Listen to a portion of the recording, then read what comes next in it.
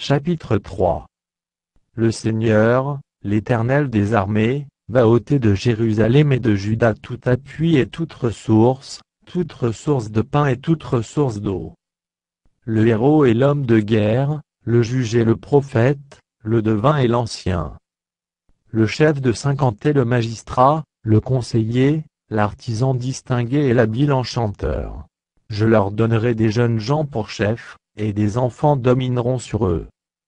Il y aura réciprocité d'oppression parmi le peuple, l'un opprimera l'autre, chacun son prochain, le jeune homme attaquera le vieillard, et l'homme de rien celui qui est honoré. On ira jusqu'à saisir son frère dans la maison paternelle. Tu as un habit, sois notre chef. Prends ses ruines sous ta main. Ce jour-là même il répondra: je ne saurais être un médecin, et dans ma maison il n'y a ni pain ni vêtements, ne m'établissez pas chef du peuple.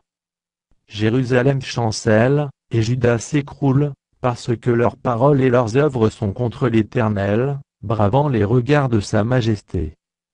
L'aspect de leur visage témoigne contre eux, et, comme Sodome, ils publient leurs crimes, sans dissimuler. Malheur à leur âme, car ils se préparent des maux. Dites que le juste prospérera, car il jouira du fruit de ses œuvres.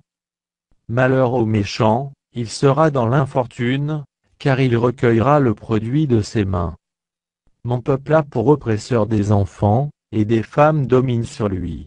Mon peuple, ceux qui te conduisent t'égarent, et ils corrompent la voie dans laquelle tu marches.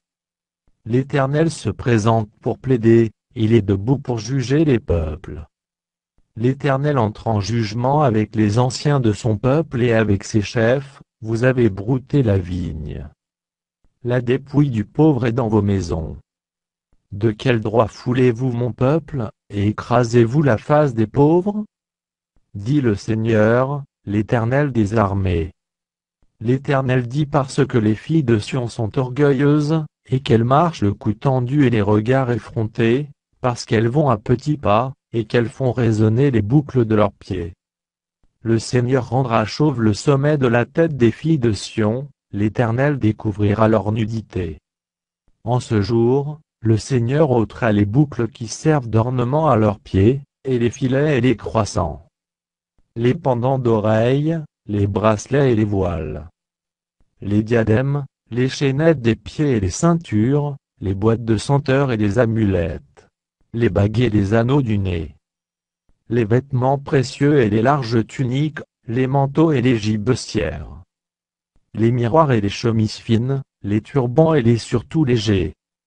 Au lieu de parfum, il y aura de l'infection, au lieu de ceinture, une corde, au lieu de cheveux bouclés, une tête chauve, au lieu d'un large manteau, un sac étroit, une marque flétrissante, au lieu de beauté. Tes hommes tomberont sous le glaive, et tes héros dans le combat.